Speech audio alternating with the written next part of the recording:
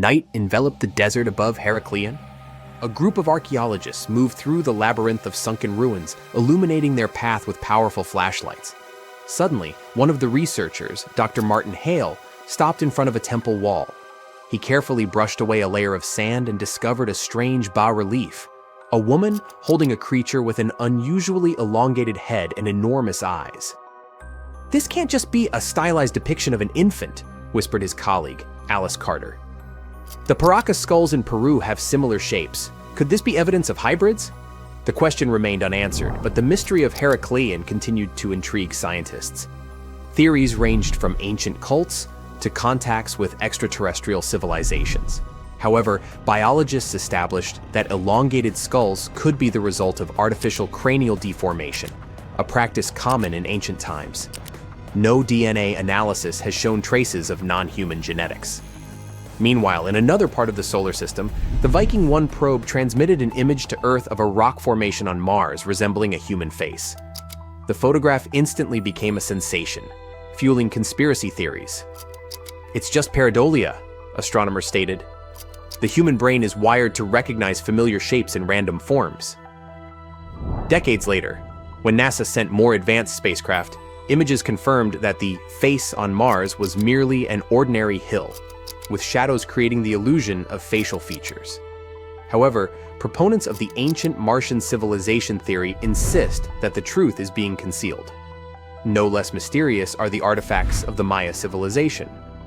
Their bas-reliefs depicting beings resembling astronauts, their complex astronomical calculations, and myths of gods descending from the heavens suggest possible contact with extraterrestrials. Some researchers associate Kukulkan, the feathered serpent god, with alien beings. However, historians remind us that such imagery appears in many cultures and may carry purely symbolic meaning. In Scotland, on Arthur's Seat Hill, children stumbled upon 17 miniature wooden coffins with tiny figurines inside. The origin of these remains unresolved. Were they ritual offerings, connected to the murderers Burke and Hare, who sold their victims' bodies for medical research, or simply children's toys mistakenly perceived as something mystical? Some theories suggest they could have been a form of symbolic burial for souls who never received a proper grave. Others believe they were connected to an ancient superstition meant to ward off evil spirits. Another hypothesis suggests they were linked to an old Scottish practice of making talismans for protection against supernatural forces. The Antikythera mechanism found off the coast of Greece is another ancient enigma. This intricate device, over 2,000 years old, turned out to be an astronomical calculator ahead of its time. Studies revealed that the mechanism was used to calculate planetary movements and eclipses, proving the advanced knowledge of ancient Greek science. Many researchers now believe that similar devices might have existed, but no other examples have been discovered. Recent images from the Perseverance rover uncovered mysterious square structures on Mars. Geologists attribute them to natural crystallization and erosion processes, but UFO enthusiasts are convinced they are ruins of ancient constructions. The formations bear a striking resemblance to rectangular patterns seen in some ancient Earth structures, further fueling debates about potential past life on the Red Planet. In Germany, during excavations near Marburg Castle, students discovered a pocket sundial. The miniature device, several centuries old, amazed researchers with its precision and craftsmanship. Who owned it? Was it part of monastic heritage, used for prayers on a strict schedule? Experts believe that such sundials were rare and expensive, likely belonging to high-ranking individuals or scholars deeply engaged in astronomy and mathematics. Yet one of the most intriguing discoveries remains the Sabu disk, a 5,000-year-old artifact from Egypt. Its purpose remains debated. Some believe it was a ritual object, while others think it had a technical function, possibly part of an ancient machine. Some engineers speculate that its shape suggests it could have been part of a primitive flywheel or a component of an unknown mechanism. Certain studies suggest it could have been related to liquid movement or even served as a part of a lost mechanical system. Despite extensive research, its true function remains an enigma, adding to the ongoing fascination with the technological capabilities of early civilizations. The world is full of mysteries. Every solved enigma raises new questions. Were these artifacts merely the result of human ingenuity, or evidence of contact with forces we have yet to understand. As new discoveries emerge, the past continues to challenge our understanding, reminding us that history holds secrets waiting to be uncovered. You're walking down the street. You see a strange-looking antique shop called Ageless Trinkets of Mr. Bright. You're curious, so you enter there. You take a look at all the weird stuff. Suddenly, an old folded parchment paper catches your attention. It's a world map, but something's off with it. Instead of showing the countries as you know them, it shows the locations of 4 mythical lost worlds and civilizations. Mr. Bright, the shop owner, comes next to you after realizing your shock. This map won't let you find these places or anything, but I can explain to you the legends behind them if you want, he says. Let me begin with Atlantis. You might know it as Aquaman's underwater kingdom, but Atlantis, the fictional island, was actually first introduced in 2 of Plato's works. According to him, Atlantis was a highly advanced civilization that existed about 9,000 years before his own time, and its story had been passed down by poets, authors, and others.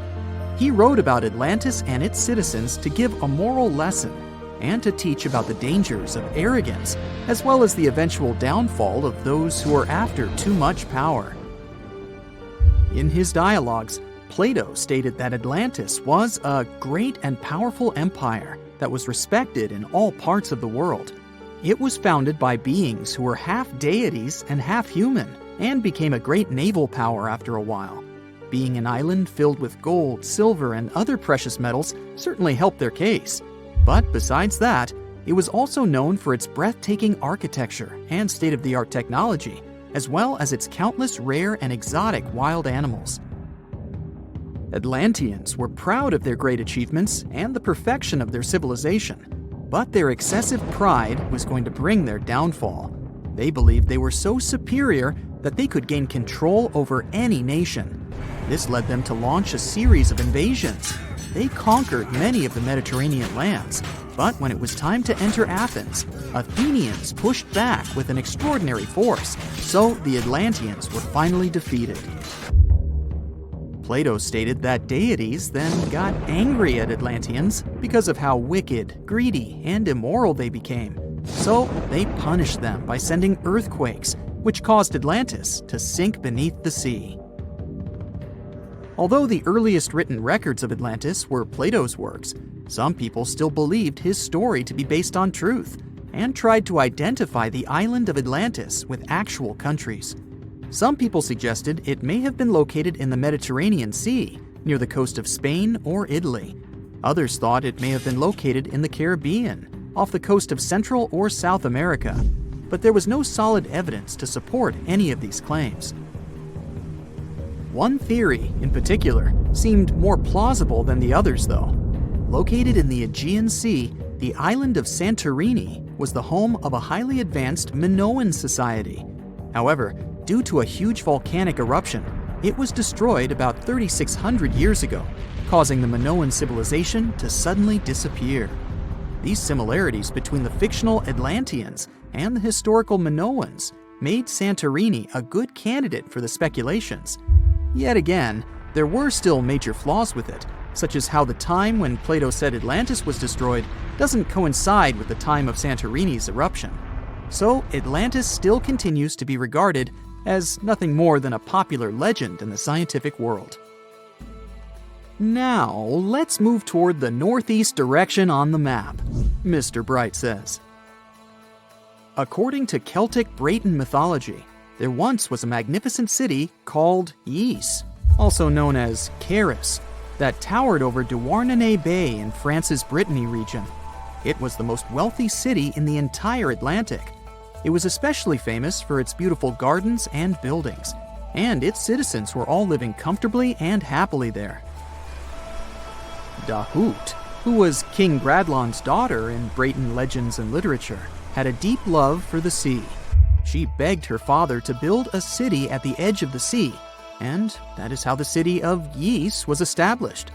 Little did she know that she would be the one responsible for the destruction of her father's beloved gift.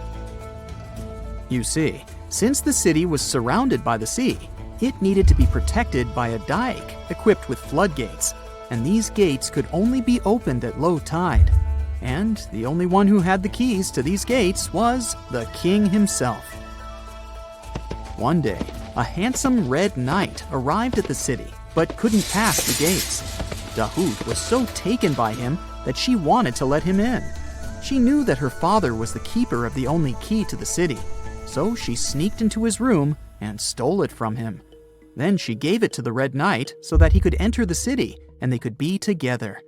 However, the Red Knight turned out to be the Prince of Darkness, and he intentionally left the gate open to the raging sea. The waves soon swallowed all of Ys. King Gradlon was able to escape on his magical horse, but Dahoud couldn't. She turned into an evil mermaid who lured sailors into the sea. Today, if you go to Quimper, a city in Brittany, northwest France, you can find the statue of King Gradlon riding on his horse. Although the city of Ys is a legend, Brittany coast locals believe that on the days when the waters are calm, you can still hear the tolls of the city bells deep under the sea, if you listen carefully. Mr. Bright then points at the Indian Ocean on the map and says, "Now, have you heard about Lemuria?" Back in the mid-1800s, a few scientists suggested that there was once a continent that existed in the Indian Ocean, somewhere close to the south of modern-day Sri Lanka. The first one to popularize this theory was the British lawyer and zoologist Philip Lutley Sclater. In his paper, The Mammals of Madagascar, he stated that he found lemur fossils in India, and not in Africa. However, this discovery was extremely shocking to him because of the fact that lemurs' original homeland, Madagascar, is much closer to Africa. He proposed that this was possible only if some larger continent connected the two once. He stated that this continent must have eventually sunk to the ocean floor. He then named it Lemuria, and hence the theory was born. People who came after Sclater took his theory a step further and thought that Lemuria was also the home of an extinct race of humans called Lemurians, who had 4 arms and enormous bodies, and were also the ancestors of modern-day humans, as well as lemurs. Of course, as new scientific discoveries were made on plate tectonics, evolution, and the study of DNA, the theories regarding the fictional continent called Lemuria were debunked. The last fictional land on the map is Agartha, Mr. Bright says. Taking its roots from Eastern mysticism, one legend says there's a kingdom called Agartha that is located deep beneath the surface of the earth. It's where all 4 corners of the world are connected by paths and tunnels. It is said that there's a secret entrance into Agartha hidden in the Gobi Desert, and it's built by Agarthans themselves using advanced technology that can't be detected by us, the surface folks. According to some beliefs, Agartha exists to counterbalance the energies of those who live above the surface. While we live in a state of rush and heightened emotions, this world beneath us is the total opposite. Some even say that those who escaped Atlantis fled here to continue their lives inside the Earth's core. And yet, others think it's actually a land that's crawling with all kinds of monsters. But there's no need to be scared, since modern science proved Earth's core is not actually hollow and is a solid hot iron ball. So you can cancel your journey plans to the center of the Earth if you've made any. Thanks, Mr. Bright. On October 30th, 1759, the inhabitants of the Middle East were jolted awake by an earthquake. Cracks appeared in the walls of their homes, roofs began to crumble. People ran out of their homes and gathered in open areas. But because of strong shocks, they kept losing their footing and falling. A month later, there was another earthquake, but it turned out to be even stronger. Trees broke, houses collapsed, deep cracks appeared in the ground. The disaster lasted for 2 minutes. Oases, roads, and cities were destroyed. Incredibly, Baalbek's ancient buildings withstood earthquakes. Some historians state that this majestic and mysterious place was built during the Roman Empire, but many researchers disagree. Whatever the truth is, the city is one of the main archaeological phenomena of humankind. The most amazing building of Baalbek is the Temple of Jupiter. The inhabitants of the Roman Empire believed that Jupiter held power over lightning and thunder. The building looked like a platform with 54 columns. A massive roof rested on these columns. Today, you can only see 6 70-foot-high columns. Each of them consists of 3 sections and resembles a pencil. The cores of these pencils were made of lead. This made the columns exceptionally strong. Each of these pieces of stone weighed an incredible 80 tons. That's the weight of 35 Ford Explorer SUVs. Look, this is the largest block in the Great Pyramid of Giza. But compared to the blocks from Baalbek, it doesn't even look that impressive. The foundation under the Temple of Jupiter was preserved. That's how specialists figured out it consisted of about 25 monolithic stones, weighing 450 tons each. It means that the blocks from Baalbek weigh almost 4 times more than the blocks from Egypt. There are 3 more enormous limestone blocks in the foundation. They weigh 800 tons each. This is more than twice the weight of a Boeing 747 plane. Ancient builders must have had a hard time carving such giants from a piece of stone. And after that, they also had to pull them to the construction site and lift them to a significant height. Repeating these logistics would probably turn out to be a nightmare for present-day builders.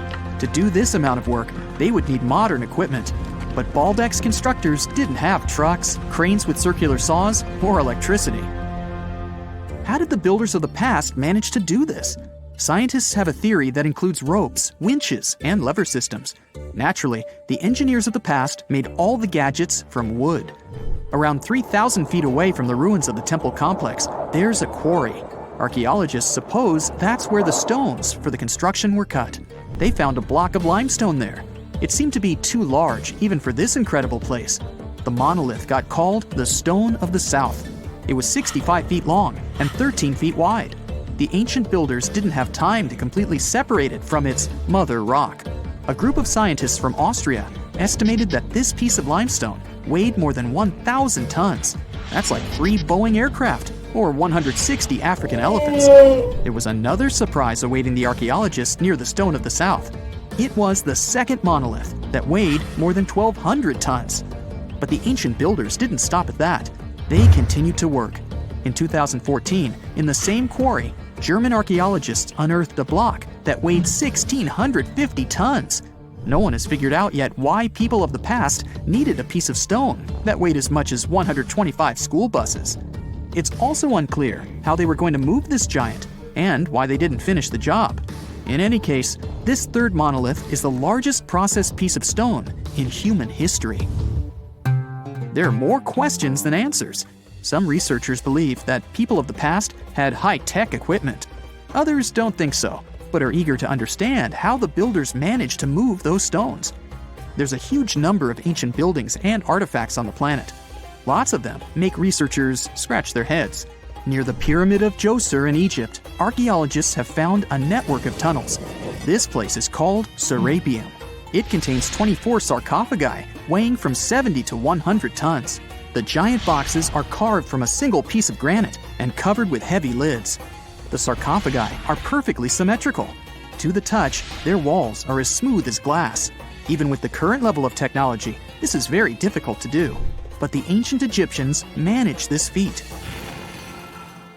The Lycurgus cup is a priceless artifact and example of ancient nanotechnology. It's made of glass that can change its color. If you put a source of light in front of the cup, it turns green. If the light is behind the goblet, it becomes deep red. In this case, the figure of Greek king Lycurgus turns pale purple. Scientists understood how this color change worked only at the end of the 20th century. Through microscopes, they saw nanoparticles of silver, gold, and copper. They had been added to the glass matrix. Thanks to this, you can observe a color change called dichroism. Interestingly, the gold and silver were grounded into a fine dust. It's almost impossible to do this by accident. Most likely, the ancient experts knew for sure what they were doing. Bolivia has a curious place called Puma Punku. It looks as if an ancient giant played there with an enormous construction set. And after the game, they forgot to put the pieces back into the box. But there are no giants, and the huge stone blocks were carved by ancient builders over 1,500 years ago. Some of the rocks weigh 100 tons. The blocks were brought to an altitude of almost 13,000 feet above sea level from the quarry 60 miles away from the construction site. There's no forest in that area. This means the builders couldn't use trees to make wooden rollers. The monument belongs to the Inca civilization. Scientists are sure they didn't know anything about wheels. In 1992, the inhabitants of a Chinese village decided to drain a pond. Their ancestors had been using it to wash clothes and catch fish for hundreds of years. They kept pumping the water out for 17 days. At the bottom of the reservoir, they made an unexpected discovery. The villagers saw an entrance to a cave going down to a depth of 100 feet. The incredible find was named the Long Yu Caves. Unknown builders carved out 320,000 square feet of galleries. There are separate rooms, bridges, pools, and columns that support the ceiling. The walls of the cave are covered with strange carved lines and patterns. Scientists haven't found any information about who built the caves and why they did it. The construction technology also remains a mystery. Antonio Stradivari lived in Italy in the 18th century. He created musical instruments. More than 600 of his works have survived to this day. 500 of them are violins. One of the instruments was sold at auction for $16 million. The violins made by this master sound clear and deep. Researchers can't understand why Stradivarius instruments produce such unique sounds. Perhaps it's all about the varnish the master used to cover the violins. The answer may also lie in the wood the instruments are made of. In those days, Europe had a cold climate. Because of this, the wood became denser, and the instruments made of it sounded especially pleasing to the ear. In the Indian city of Delhi, there's a 23-foot-high pole. It weighs 6.5 tons and is made of 98% wrought iron. The 1,600-year-old pillar has no signs of rust or decay. Scientists believe that the monument is so well preserved thanks to the dry weather and the chemical composition of the metal. It might be resistant to corrosion. And still, researchers don't know how the blacksmiths managed to make an iron pillar that's not afraid of rust. It seems like a tough feat, even for modern metallurgists. The Al-Nasla rock is divided into two parts by a perfectly straight slit. Each boulder stands on a small pedestal. Some people believe this is the evidence of ancient laser technology. But geologists think the split happened due to the ground shifting or natural vibrations that occurred under the rock. This process led to the appearance of the crack. It had been deepening for thousands of years, and gradually, the natural monument took the form you can see today. Now, how about some surreal hidden places to check out? Grab a flashlight and your backpack, and bon voyage! The trip starts in the mountainous country of Switzerland. You travel to the town of Waltensburg in the eastern part of the country. It's raining and it's very cold, but you still make your way to the bottom part of a mountain, where your first adventure awaits. After climbing up high in the mountains, you see a strangely shaped castle. To get there, you must walk up an extremely narrow pathway. Don't look down, you think to yourself. You tighten the straps of your backpack and manage to walk along the pass. Standing at the door of the castle, you really can't believe what you see. A 13th century fortress built entirely of stone.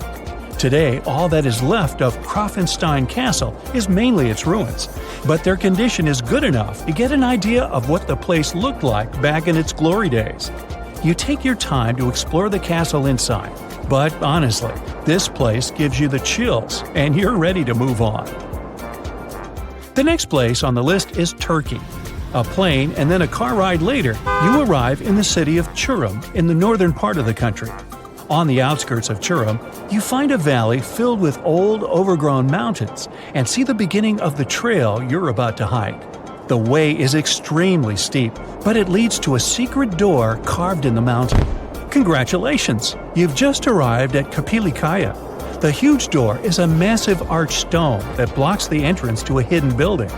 Experts think it has existed since the 2nd century BCE.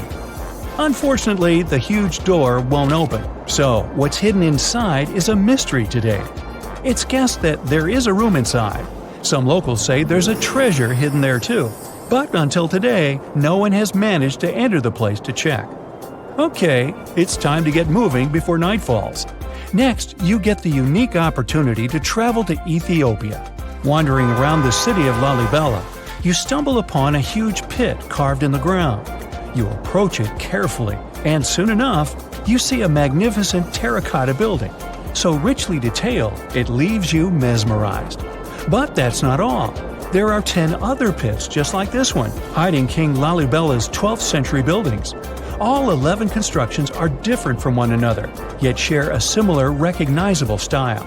They were hand-carved over the span of 24 years, only with the help of chisels, which is unbelievable given that these buildings are up to 50 feet high. That's about as tall as 5 African elephants stacked on top of each other, if you could do that. This unconventional way of construction made them entirely monolithic, meaning they were carved out of just one gigantic piece of rock. Pretty impressive, huh? Once you leave Ethiopia, you grab a flight to southern Italy, right there on the tip of the boot. No hiking is needed here. Whew! Your friend takes you to a site called Sassi di Matera. It's a Paleolithic city carved in the slope of a steep hill. You might feel like you've traveled in time here, as local stone houses and ancient buildings are unlike anything you've ever seen before. The site, also known as De Sassi, is suspected to be one of the first human settlements in Italy, dating back to over 9,000 years ago. Wandering around the town, you might get invited inside one of the cave-like houses. Oh, and as weird as it may sound, some of the streets run on top of people's homes. Talk about Paleolithic urban planning.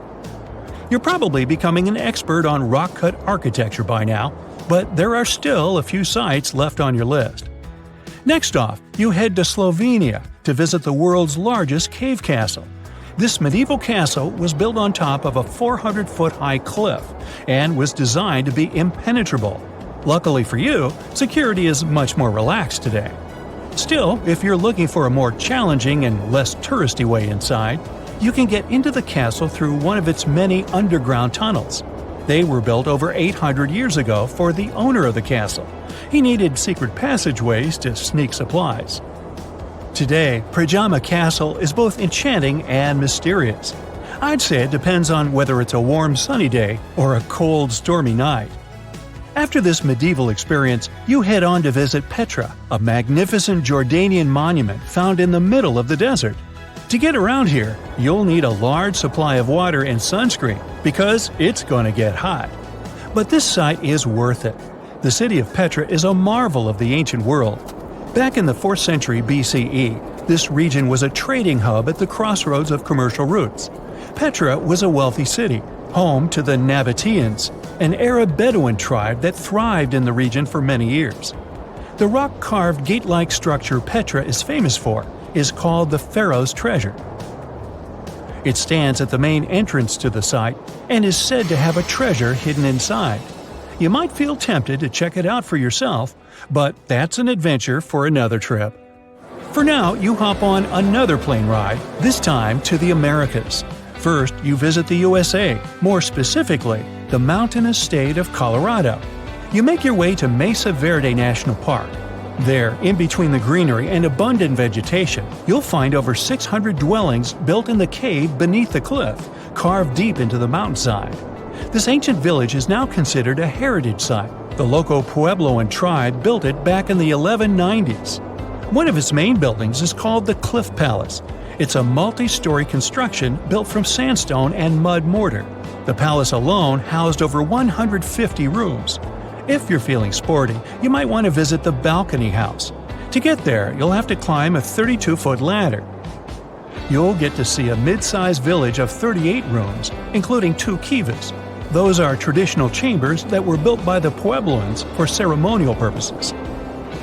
Still in the U.S., you make your way to the hills of South Dakota. You're there to visit one of the world's most impressive human-made sculptures on Mount Rushmore. What's so mysterious about this place, you might ask? Well, during Mount Rushmore's construction, a 70-foot-long secret tunnel was built behind the head of Abraham Lincoln. The tunnel was supposed to hold all the documents and artifacts important to the United States history. After the designers thought it through, they decided it was better to hide them in a safe box in the floor of the tunnel. The box holds the history of how Mount Rushmore came to be carved, as well as a brief history of the U.S. and the 4 presidents depicted on the mountain. Amazing, right? Now, you're headed down to Machu Picchu, a South American site hidden between the Peruvian mountains. Machu Picchu itself is already a mystery. Researchers still don't know why or even how the ancient Incan civilization managed to engineer the stone-built citadel all the way back in 1450 CE. To get there, you must endure a 3-day hike, reaching the impressive altitude of 8,000 feet above sea level. Or you can get a train, but that's no fun, right? You're here to check on a relatively new discovery. Back in 2010, French engineer David Crespi was taking measurements of the Inca ruins when he noticed a door he had never seen before. It was sealed off by stones. He went back to the site a few months later with an electromagnetic scanner. The scanner, which could detect objects behind walls, showed there were copious quantities of metals behind that sealed door. The researcher contacted the Peruvian authorities requesting to remove the rocks, but they didn't authorize it. As of today, the door is still locked. Whew, this trip was long, wasn't it? Make sure to get some rest, Indiana Jones. The ancient Indian texts mention beautifully decorated chariots or entire palaces called vimanas that could take off and, in a matter of seconds, fly away as far as space. Some people believe these vimanas only existed in Indian mythology, but it's also possible that they were based on a real technology that had been lost over the centuries. According to the Vedas, ancient Indian religious texts, there was the elephant vimana with several engines and many other types named after animals and birds. There was one for local travel, one for visiting different countries, and one for traveling to the moon and various planets. They could develop a great speed. One vimana had the superpower of invisibility. Another one was shaped like a sphere and was built on the winds produced by Mercury.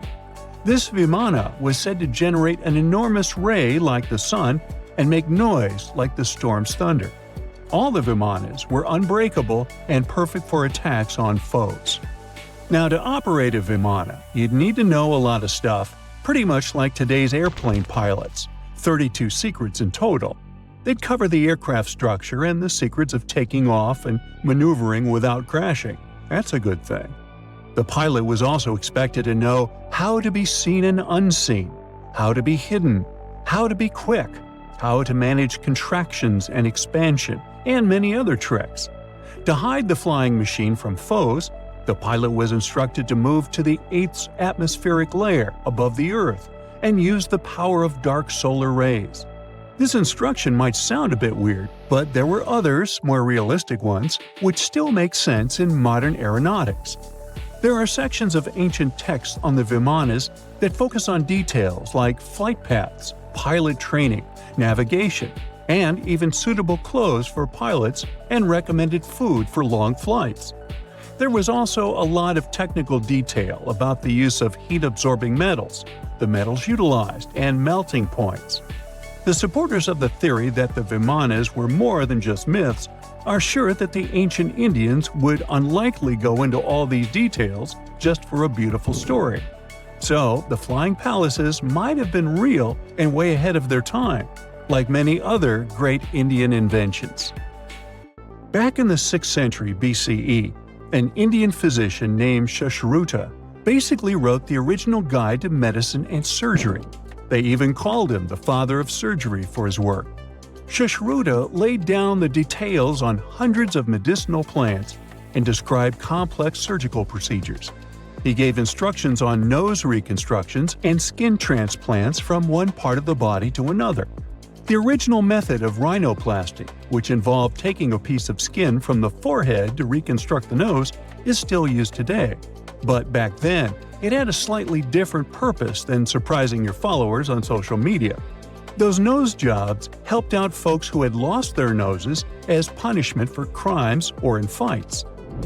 Now, you gotta thank an ancient Indian math prodigy for the invention of zero. It might not seem like a big deal, but without it, we would have no binary system and no computers.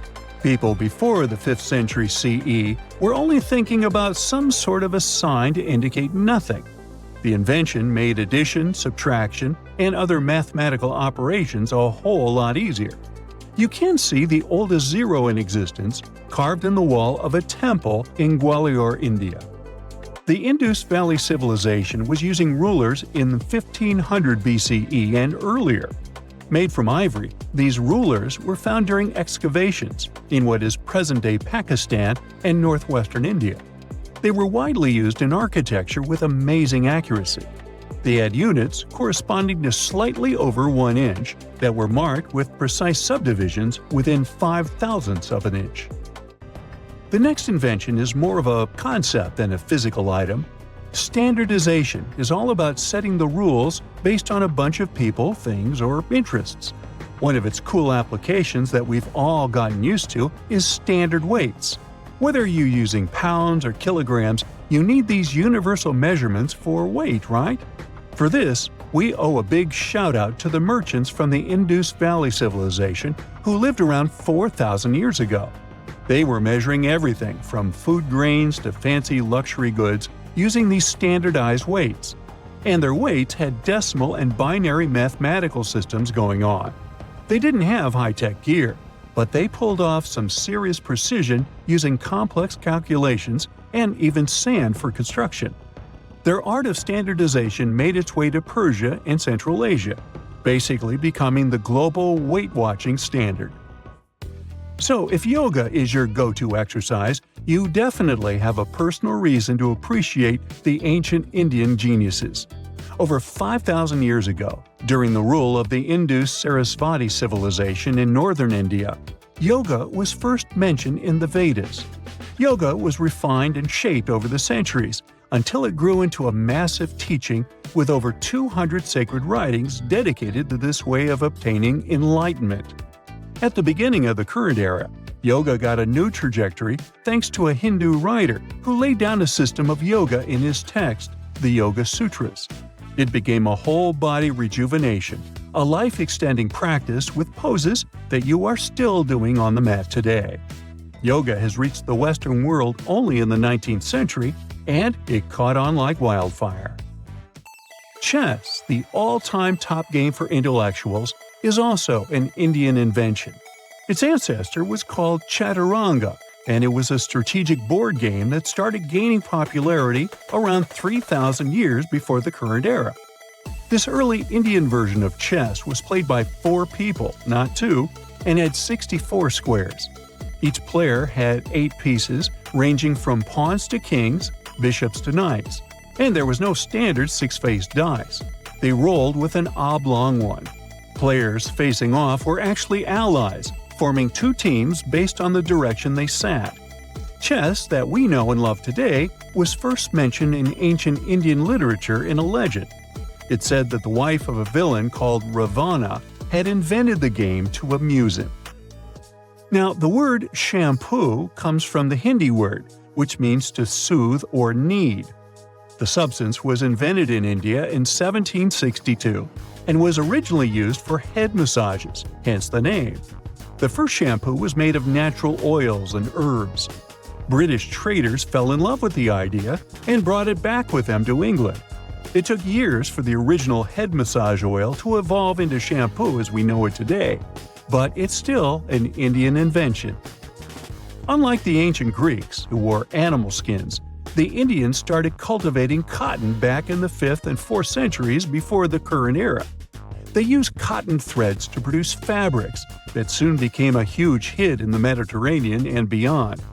Jute and wool also have their origins in India. Cashmere, the finest and most exclusive type of wool, actually comes from the Kashmir region of India. Buttons that sit proudly on that cashmere cardigan of yours also have ancient Indian origins. Some 5,000 years ago, the Indus Valley Civilization started cutting seashells into geometric shapes with tiny holes in them. First, they were just decorations, but then people started using them to fasten clothes. Now, when you think about radio communication pioneers, Marconi's name usually steals the spotlight.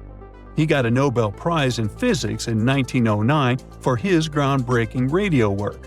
But there's an unsung hero in the radio waves game and his name is Sir Jagdish Chandra Bose. He spilled the beans on radio communication way back in 1895. He shot an electromagnetic wave across 75 feet at the town hall in Calcutta, and it went through walls, rang a bell, and even set off some gunpowder. Marconi took a page from Bose's book, using his invention, the Mercury Coherer, as a blueprint for his own two-way radio. Bose didn't patent his genius creation, so he only got his credit a century later. In the northeast of Thailand, a family of enormous stone whales swim through a forest. These aren't real whales, of course. They're actually a part of a 75-million-year-old rock formation. A long time ago, this part of Thailand was just a desert. The movements of the Earth's crust pushed sandstone up to create these fascinating mountains. Reachable by anyone willing to spend a day hiking up the network of trails, this landmark is becoming increasingly popular with tourists. Once you reach the back of one of the whales and look down on the endless sea of green below, you'll know why. On these hikes, you'll find waterfalls, a wide variety of exotic plants and animals, and from the very top, you can even look straight across to the neighboring country of Laos. Their shapes look just like whales swimming together. No wonder this place is called Three Whale Rocks. What a way to see Thailand on the back of a giant stone whale. While digging in a Canadian mine in March 2011, a worker made a shocking discovery. They found a nearly perfectly preserved nodosaur specimen. This extinct dinosaur weighed in at around 3,000 pounds and grew to 18 feet. Despite being over 110 million years old, the nodosaur was so well preserved that you can clearly see the heavy body armor and scaly skin that covered it. It took almost an entire year of painstaking work to uncover the incredible find. The fossil was finally unveiled in a Canadian museum in 2017. Unexpectedly, analysis of the skin showed shading that the nodosaur may have been capable of camouflage, like modern-day geckos and moths. This is in addition to the spines and scales that already make it a walking tank. Still being studied today, this nodosaur could go down as one of the most important fossils discovered in a long time. Its detail could help us to uncover even more of the mysteries of the past. The Voynich manuscript is the world's most mysterious document. Since its discovery in 1912, the manuscript has been a complete mystery to everyone that comes across it. It is heavily illustrated with strange pictures of alien plants, unknown objects, and the zodiac symbols. But the most interesting aspect of it is the writing. The language used in the text is completely indecipherable. No one knows what it says, who wrote it, or where it was written. We don't even know if it was a real, functional language or if it was just created for this one text. The drawings of different plants are equally intriguing. Most of the plants in the manuscript are identifiable as plants, but they don't match up with any known species. A professor of applied linguistics in England claimed to have deciphered some of the characters in the book, but we haven't managed to uncover any more information about this mysterious text. If you're ever going to head down under, don't forget to pay a visit to the Mystery Craters in Queensland. Halfway between Bundaberg and Gingin is one of Australia's most baffling finds, and that's saying quite a lot for Oz. In 1971, the site belonged to a farmer growing zucchini and potatoes. As the farmer tried to expand his farm, he kept hitting large rocks in the fields while plowing. When he took a closer look at the rocks in his way, he found marine fossils and some strange craters. The farmer passed his finds on to geology professors, who set out to research the formations. When the geologists began digging around the area, they uncovered a huge layer of sandstone and ochre stain that was completely covered with craters. There were 35 craters in total, and the layer of rock is estimated to be around 25 million years old.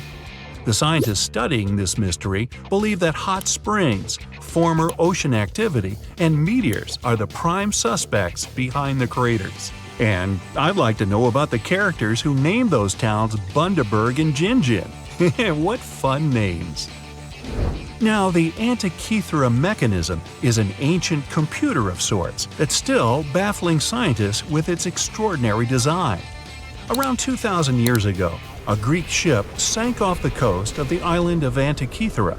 The wreckage was discovered in 1900, and divers salvaged some of its ancient artifacts. When archaeologists started sorting out the discoveries from the wreckage, they came across an object that didn't seem to fit with anything else. The wreckage was ancient, but they found an incredible device that seemed far too technologically advanced. The machine functioned as a calculator, allowing its user to follow time, the movement of stars, eclipses, moon phases, and even countdowns to events like the Olympics with amazing precision. This level of technology is almost impossible to explain coming from an ancient Greek wreckage. No mechanism would come close to the machine until the 14th century, when geared clocks began to be built in Europe. How was the device created so long ago, 1,400 years before its time? Could the sinking of the Antikythera and the loss of the calculator have held the development of technology back by hundreds of years? Meanwhile, the Caucasus Mountains near the Black Sea are one of the few areas of Europe that haven't experienced much human impact, even though most white-skinned people in the world are referred to as Caucasians. Despite this, archaeologists have found many ancient megalithic structures in the area. The house-like structures, known as dolmens, contain jewelry, bronze tools, and assorted pottery. Archaeologists don't know who built them, why they built them, or what their true purpose is. The stones were either two stones held together by a large stone as a roof, or smaller stones stacked as walls with a hole only on one side. There have even been stone plugs found that to seal whatever is inside. What's even stranger about these stone formations is that they aren't just found in the Caucasus. They're found all over the planet, in Australia, South Korea, Colombia, Africa, and even France. Their purpose is unknown, so all scientists can do is speculate. The discovery of the tomb of the first emperor of China in 1974 is well documented. Who could forget the finding of 8,000 terracotta warriors protecting the entrance? Most of the statues are warriors, each with their own unique facial expressions. There are even full-size terracotta horses and chariots too, just for extra protection. What isn't well known is that some areas of the tomb haven't ever been entered yet. Archaeologists are very reluctant to open the site because the whole area is unstable. There might be something amazing inside, but no one wants to risk losing an amazing piece of history. Eventually, researchers will send tiny robots into the unopened tombs to give a better idea of what's inside. Until then, archaeologists have to wait a little bit longer for the secrets. In southern Costa Rica, people have discovered a collection of mysterious stone spheres. There are over 300 scattered around the landscape, and some are almost 7 feet across. No one knows their purpose or how they were produced. One thing we do know is the material they were made from: gabbro, a volcanic rock. Carving the stones into their perfect spherical shapes would have taken a lot of time and effort. Researchers think they might have been made by a now extinct group, using barely any tools. The best theory is that they used small stones to chisel away at the edges of boulders, before using sand to smooth the sides. Some think that they may have an astronomical purpose, or even used as markers to point the way towards something. But no one knows anymore. Their significance is lost with the civilization that created them. Off the southern tip of Japan, and 75 miles from Taiwan, lies the Yonaguni Formation. A local diver first noticed these formations in 1986 while searching for new dive sites to take tourists. Seeing the large steps that resembled a pyramid, he thought he discovered an underwater city. Some archaeologists believe that the structures could have been signs of a fabled Pacific civilization, like Atlantis, that vanished beneath the waves thousands of years ago. There are also reports of marks in the stone, suggesting quarry work. Some people even claim that there were faded images of humans and animals carved into the stone. None of this is backed with much evidence, though. Most experts believe that the formation is natural, and the symmetry of the rocks has been overstated. They are not as straight as reported, and it appears to be solid natural rock, rather than carved blocks. In other words, the resemblance to a sunken civilization is just a coincidence. In Turkey, archaeologists believe they might have found the oldest known architecture in the world, over 10,000 years old, according to experts. Found in an area that used to be home to ancient farming communities, these monoliths, which stood up to 18 feet high, were likely used for social events and rituals. Not much is known about them, though. These large stone structures seem to be human-shaped, with images of animals carved into them.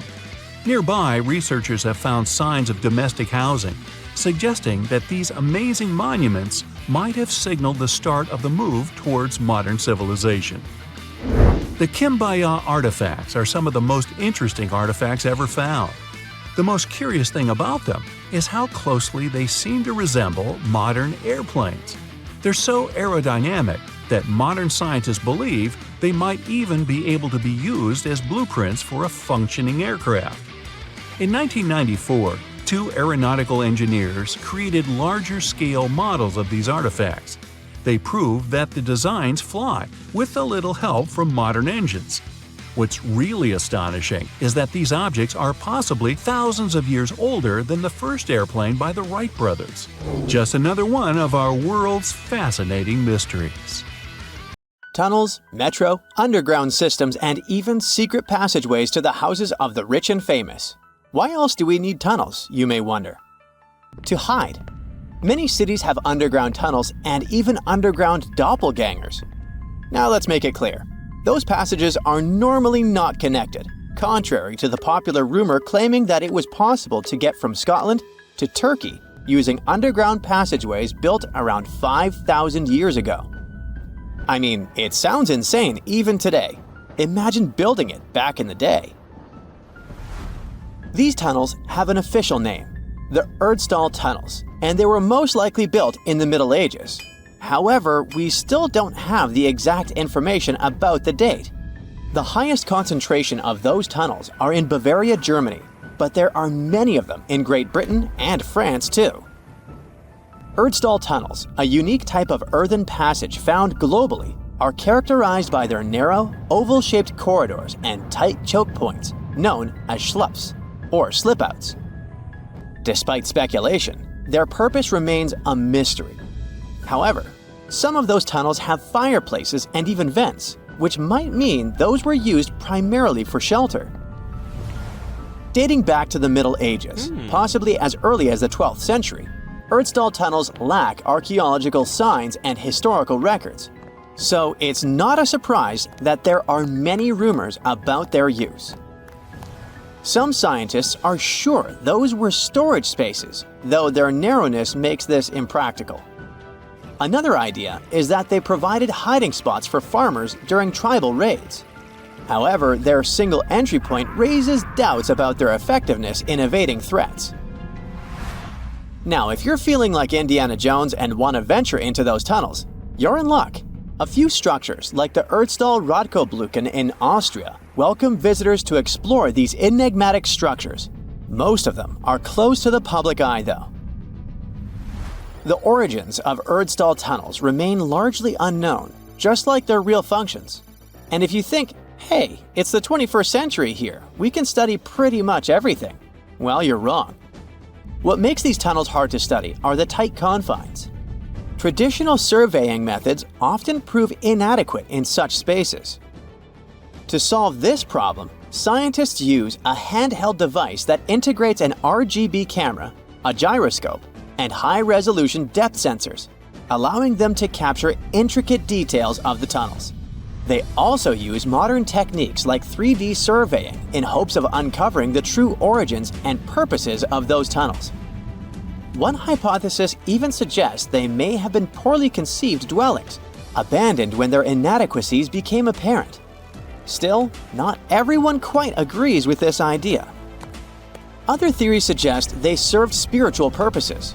while the most intriguing idea speculates that those tunnels may be remnants of extraterrestrial civilizations.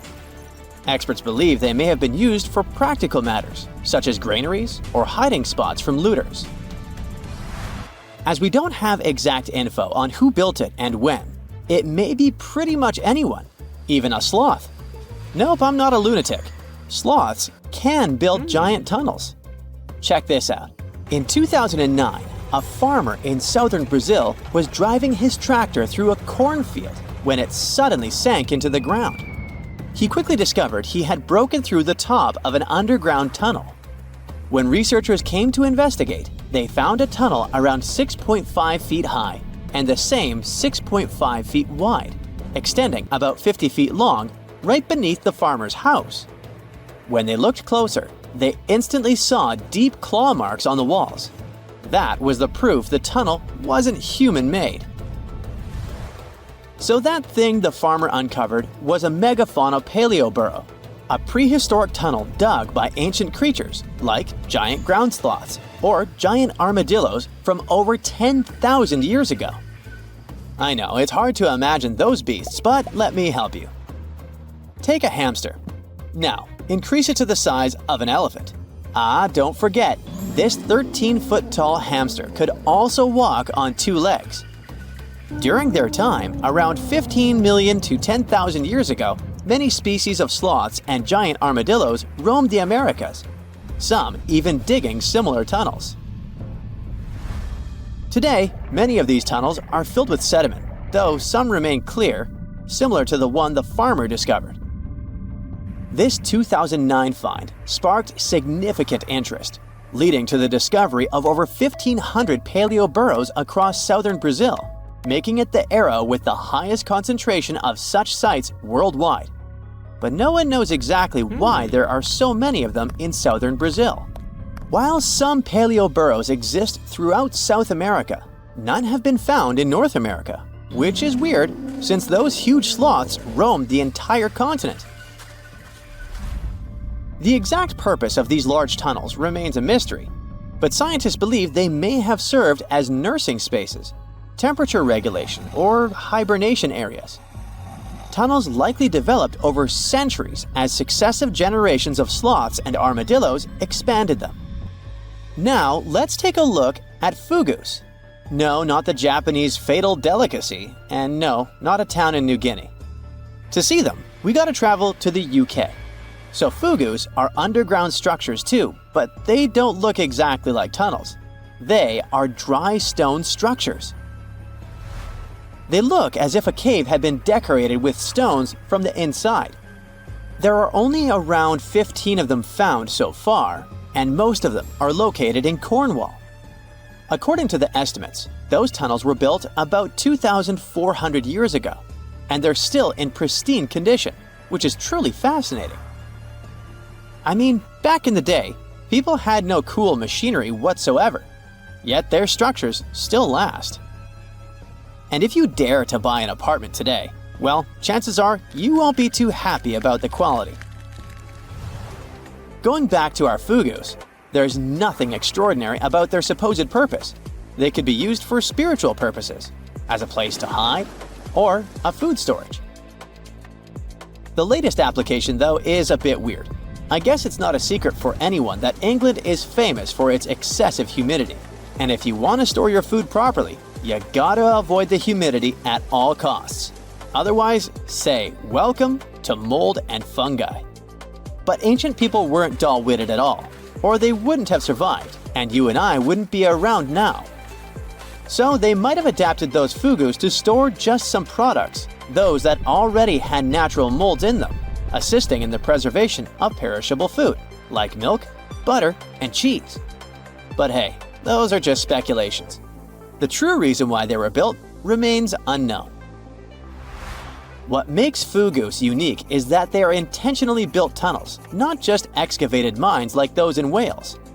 They were crafted by digging deep trenches, lining them with stone slabs, covering them with capstones, and then filling over them, all of which took significant time and effort.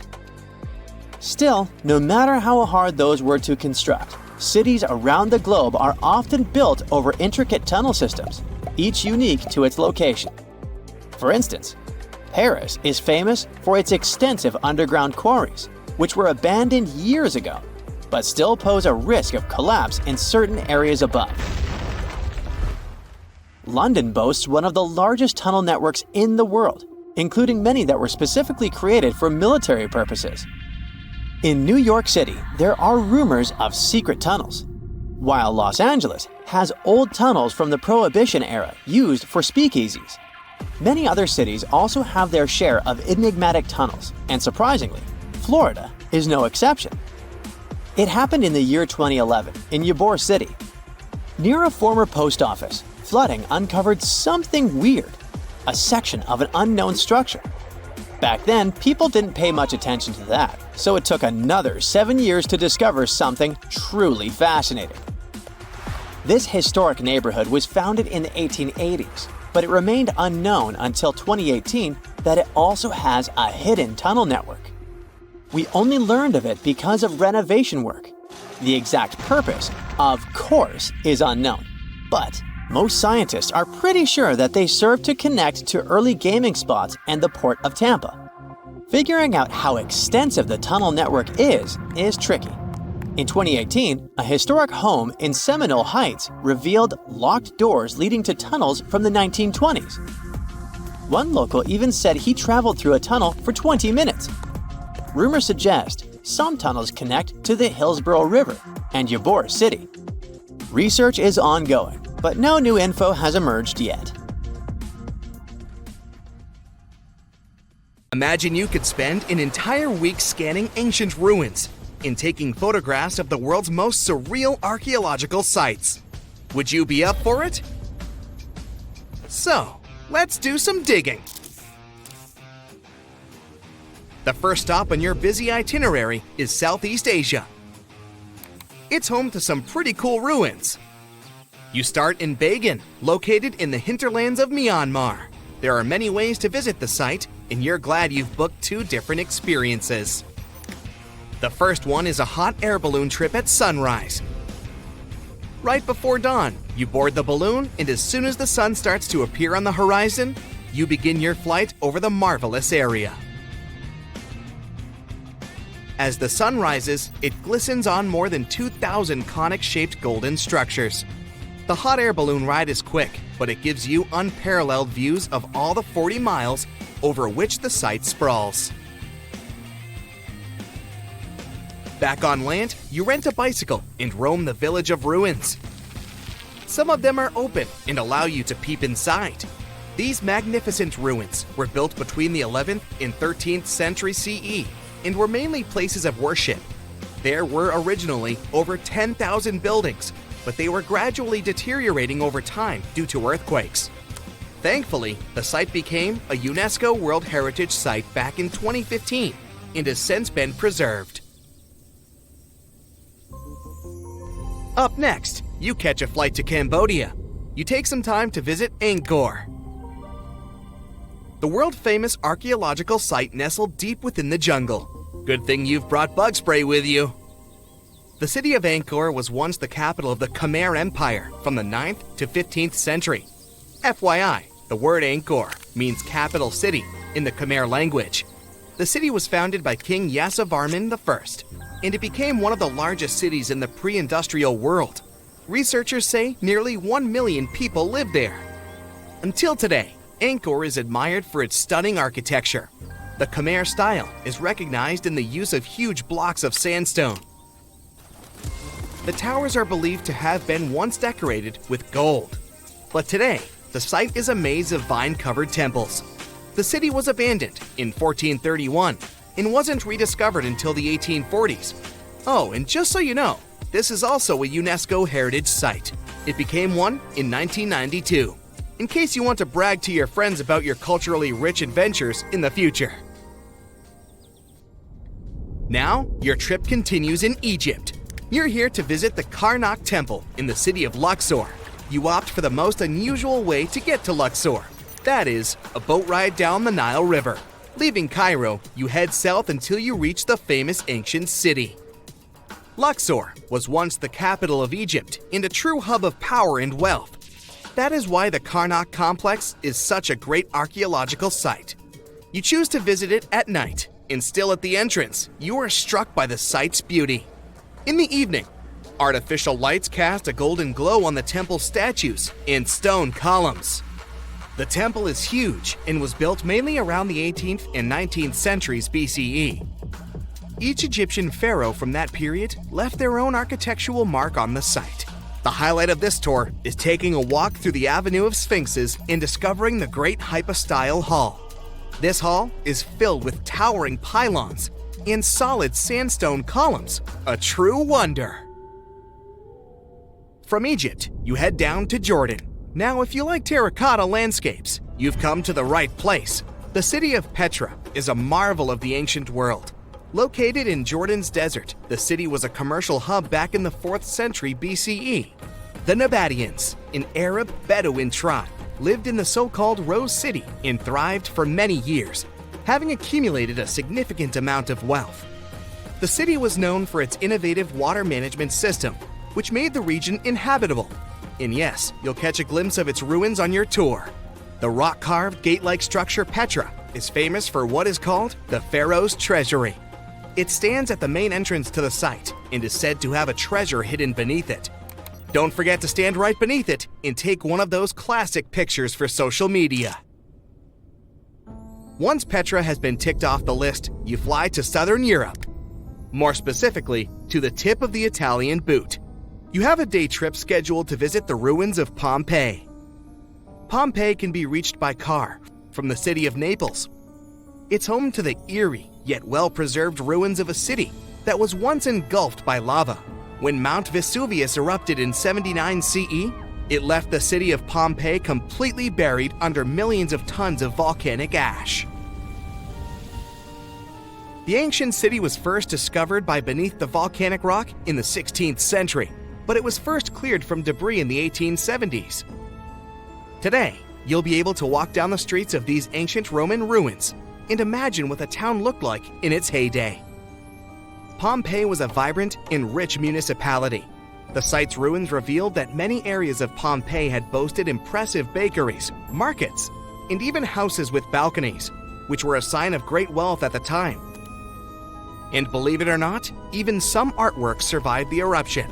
Archaeologists found well-preserved frescoes and murals with mythological creatures. All this indicates that members of the high society lived there. The city even had thermal baths and showers made from luxurious materials. While you're still in Europe, you'll hop over to visit the iconic Stonehenge. It's a perfect day trip if you stay in the city of London, just a short train journey away. Stonehenge dots the Salisbury Plain in Wiltshire, England, and is one of the world's most recognized ancient ruins. More than 5,000 years old, these curious stone rings are some of the oldest stone structures on the planet. Created out of sandstone, they are shrouded in misery. Who built them and why is still largely unknown. Popular theories claim that Stonehenge was used as a great solar calendar, built to help people keep track of days, weeks, and months. Talk about hard work to create a mere calendar, huh? And the final leg of your trip will take you to explore the Southern Americas. In Guatemala, in Central America, you'll find ancient Mayan ruins.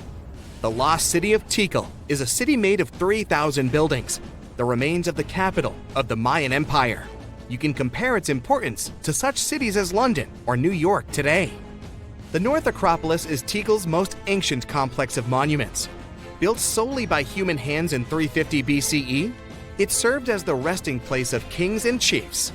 Back in the day, the step pyramid temples were painted a beautiful red. Mayans loved that color. Today, of course, you'll only see the limestone. You might wonder what made such a great city turn into ruins. Well, archaeologists have no clue about the cause of Tikal's decline.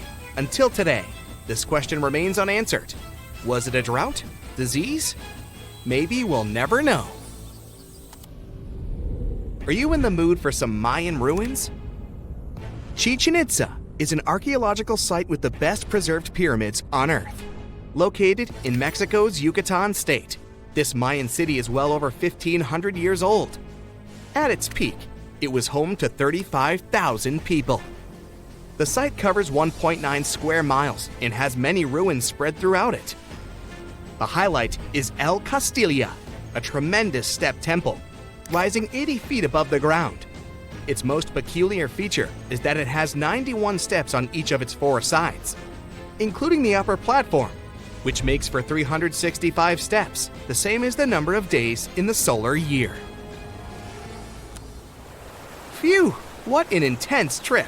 Time to head home now and soak it all in. See you next time.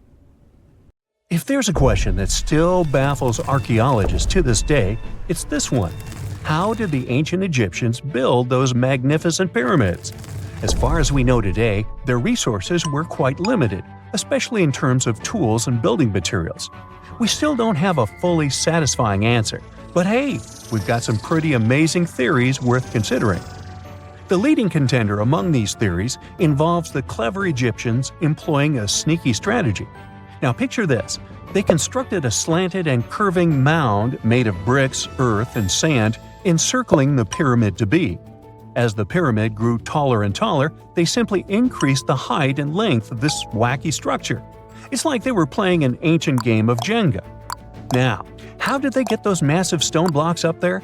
Well, according to the legendary ancient Greek historian Herodotus, they used sleds, rollers, and levers.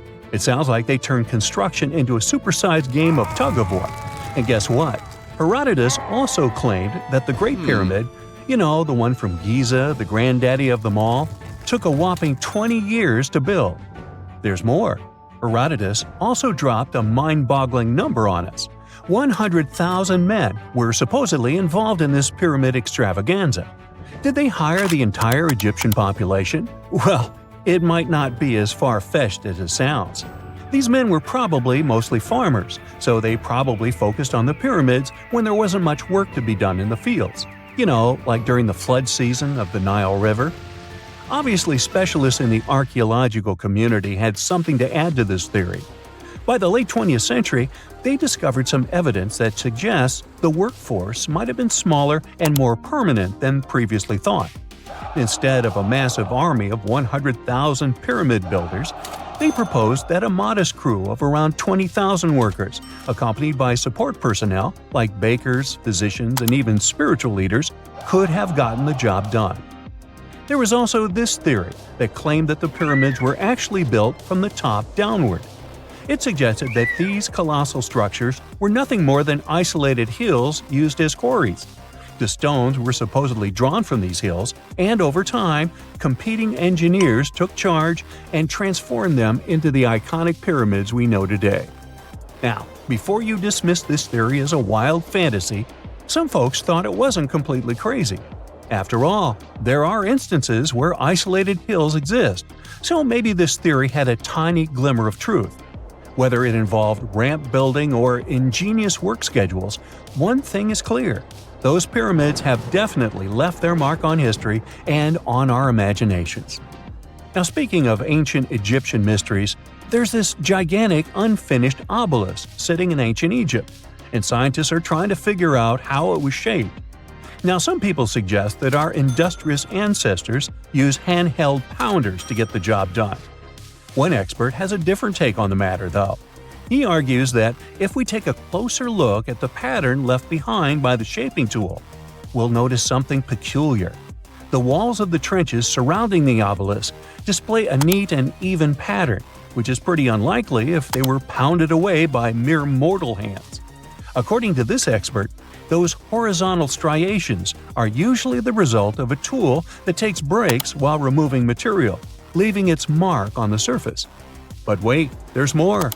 Imagine the tool being rocked back and forth against the trench walls, clearing away the waste to keep the trench from narrowing. Well, in that case, the tool might have left some funky horizontal striations where it was pressed against the sidewall. This sounds like some fancy technology at play, don't you think?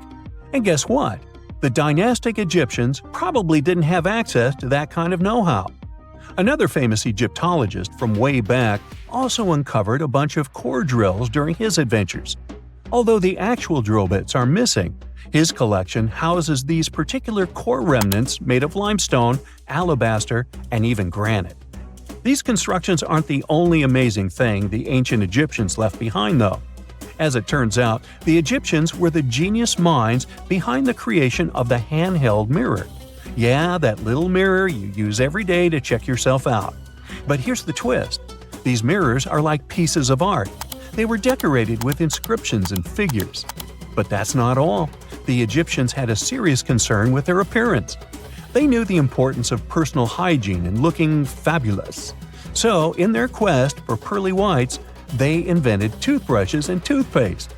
Dental problems were pretty common back then, and their smiles weren't exactly all white. Dentistry wasn't their strongest suit, you see.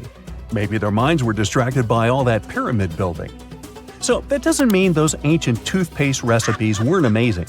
One delightful concoction included rock salt, mint, dried iris petals, and pepper.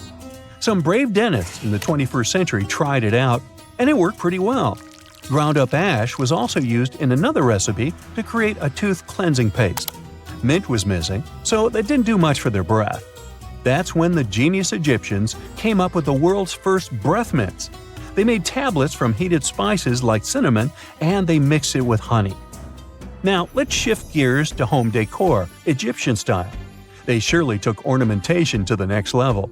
While the concept of decorating furniture started in Mesopotamia, the Egyptians cranked it up a notch. They went all out with different colors of ink and even developed various weights of paper. Oh, and let's not forget about those cute little area rugs we all have in our homes today. Guess who came up with the idea? Yep, the Egyptians. They used the versatile papyrus plant to make those cozy rugs. And speaking of trends, the Egyptians loved their knickknacks. They had an assortment of small figurines in the shapes of cats, dogs, and people. These statues were made from various materials, like simple sun-dried mud to the ultimate bling of gold. It all depended on how loaded you were. The Egyptians were also all about farming, and they knew that clean water was crucial for their crops and animals. That's why they came up with some nifty inventions and techniques to make sure their land was fertile and their plants were happy. First off, they had the genius idea of using ox-drawn plows. They had two types of plows, heavy and light. The heavy plow would strut its stuff, cutting deep furrows in the soil, while the lighter plow followed behind, fluffing up the earth. But they didn't stop there. After plowing, the Egyptians would break up clumps of soil and sow the rows with seeds. To give those seeds a good old squish into the furrows, they'd march their livestock across the field, effectively closing up the furrows. But hey, all that hard work would be pointless if their seeds were as dry as the Sahara. That's where irrigation comes into play. The Egyptians were so good at it that other cultures, like the Greeks and Romans, couldn't help but copy their techniques. Now let's switch gears and talk about the marvelous architecture of ancient Egypt. These folks weren't just skilled farmers, they were also architectural maestros. They built these fancy canals to carry water to farms and villages, and boy, did they know how to make those canals look pretty. Just imagine strolling along a canal lined with ornate structures. The pharaoh Ramesses the Great was quite the overachiever when it came to construction. One of his mind-blowing creations was the construction located at Abu Simbel. This building was designed so that twice a year, the sun would shine directly into it and illuminate the statues of Ramesses. And let's not forget about the corbelled arch. Without this architectural gem, we'd be missing out on some mind-boggling structures like the Great Pyramid. The Egyptians knew how to make things stand tall and proud, thanks to their engineering and construction wizardry. They built grand halls and inner sanctums that make your jaw drop. And some of these temples doubled as astronomical observatories. Tartessos, a mysterious, highly developed society that once flourished and then, without any warning, suddenly disappeared. Moreover, before they were completely gone, they performed some strange rituals, as if they were trying to save themselves from something. But what happened to these people? Let's try to find out. Let's go to the southwest of Spain, to about 2,500 years ago. Once, there was a beautiful city here, a trade center of Tartessos. Imagine the temple in the middle of a deserted town. A breathtaking, monumental 2-story building. There's a thick smell of frying meat in the air, and the smoke from its frying rises high into the sky, covering the patterns of the sanctuary. The sun has already set, and it's time to prepare for the ritual. We enter the ancient monumental hall. Inside, hundreds of people gather around a long wooden table lined with delicate ceramics and bronze bowls. They feast and drink. These people have much more fun than the animals outside the building. These animals are being prepared for the ritual. Horses, cows, pigs, donkeys, even dogs. All of them were brought here to appease the deities. And what happens after the ritual itself is even crazier. At the end of the ceremony, people take torches and set fire to the whole building. Everything turns to ashes and coals, and when the last embers fade away, they take shovels and begin to bury this place. It will take them at least several days to bury the former sanctuary under piles of earth. They work tirelessly. In some places, the thickness of the layers of mud and clay will reach almost 14 feet. And then, these people, the last known Tartessians, just leave this place and disappear from our world forever. But what just happened? Why did they even do all this? Let's start from the beginning. Tartessos was first mentioned in Greek and Roman texts thousands of years ago, but for a long time, we had no idea what it even was. All the descriptions were contradictory and confusing. Some archaeologists thought that Tartessos was a kind of seaport. Others thought that it was a river or a water reservoir. They even said this place could be connected with the mystical Atlantis. But there was nothing to back it up with, so the scientific community quickly rejected this idea. But today, we know the truth. Tartessos was an ancient civilization. It's been located on the Iberian Peninsula, one of the southernmost islands of Europe. It flourished in the 9th to 5th centuries BC, and then, around 2,500 years ago, suddenly disappeared. They were quite rich. The island had rich reserves of metal, so their economy was thriving. Silver, copper, lead, and other good things were mined in the local Sierra Morena mountains. Almost all the locals were engaged in trade. For them, it was a common thing. Isn't that strange that there were so few records left about them? And not so many monuments of their culture have survived to this day. In total, throughout Spain, scientists were able to collect around 20 archaeological finds related to Tartessos. 3 of them were excavated in the Guadiana Valley: Canto Roano, Casas del Turrunuelo, and La Mata. Let's start with the first one. Canto Roano was discovered in 1978. This find was one of the most significant pieces of the puzzle. This is one of the most beautifully preserved structures of the Tartessian civilization. Not only the walls have survived to this day, but so did the altar, the moat, and even several artifacts. For example, some jewelry and wine glasses. It was a square building surrounded by a deep moat filled with water. And, to be honest, we still don't know its exact purpose. We only assume that it could be an ancient temple. Some rituals were carried out there. For instance, they would set fire to the temple and cover it with thick layers of sand and clay. They even left some expensive artifacts inside, tools, gold jewelry, and so on. Moving on to the next find. Casas del Turrunuelo is one of the best preserved buildings in the entire Western Mediterranean. We only discovered it a couple of years ago, back in 2015. And it hasn't been studied that well yet. But we already know that this place is also pretty weird. Casas del Turrunuelo was a very rich building. It wasn't just some kind of temporary camp. It was a place of monumental, impressive architecture. Massive staircases, vaulted ceilings, luxurious materials brought from all over the Mediterranean, and the latest construction technologies. It was supposed to be a place of power, maybe even something like a palace. And yep, it also became the venue for the rituals. It's unclear whether the locals intended to destroy this beautiful place from the very beginning, but this is where they performed the greatest ritual in the area. This ritual involved more than 50 animals, including the most valuable ones, horses. It was their only means of transportation. The fact that these people gave away their horses may indicate that they planned to stay here for some time. Perhaps they hoped to appease the deities and settle on local lands. The ritual was carried out exactly as they intended. And just like Cancho Ruano, this place was also set on fire.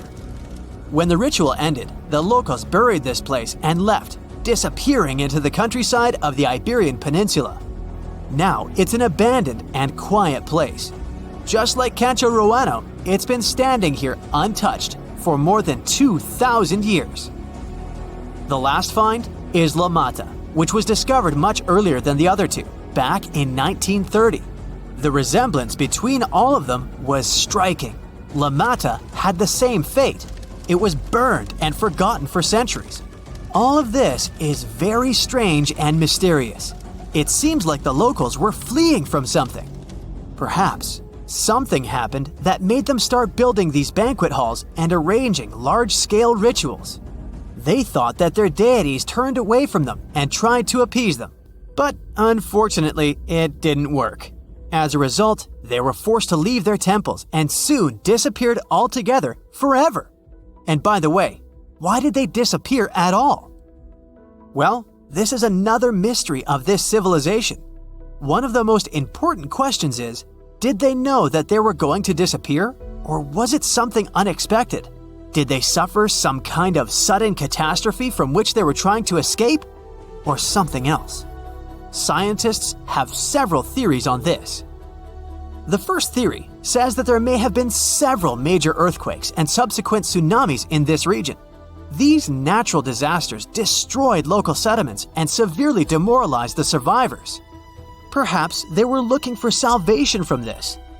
Another theory is that there were some problems with trading. Since they were rich in metal and lived off their economy, any problems in it could lead to big troubles. If they had some kind of mining crisis, then relations between different nations could worsen greatly, and things could get pretty nasty. The truth probably lies somewhere in the middle. The most current theory says that around the 6th century BC, a large-scale tsunami hit the port. This greatly damaged the economy, which worsened the relationship between Tartessos and its neighbors. In any case, this seems to be speculation. This place is like a dream come true for archaeologists. It stores a huge amount of information and secrets that we have yet to unravel. The Tartessians had no idea that by burying their artifacts, they were making a real gift to the scientists of the future. And while scientists continue to study them, we can check out the stuff they have already discovered. History lovers can see Tartessian tools, horse figurines, and decorated ivory in the Archaeological Museum of Badajoz. Let's hope that in the future, scientists will learn more interesting things about this civilization, and we'll finally find out what happened to them.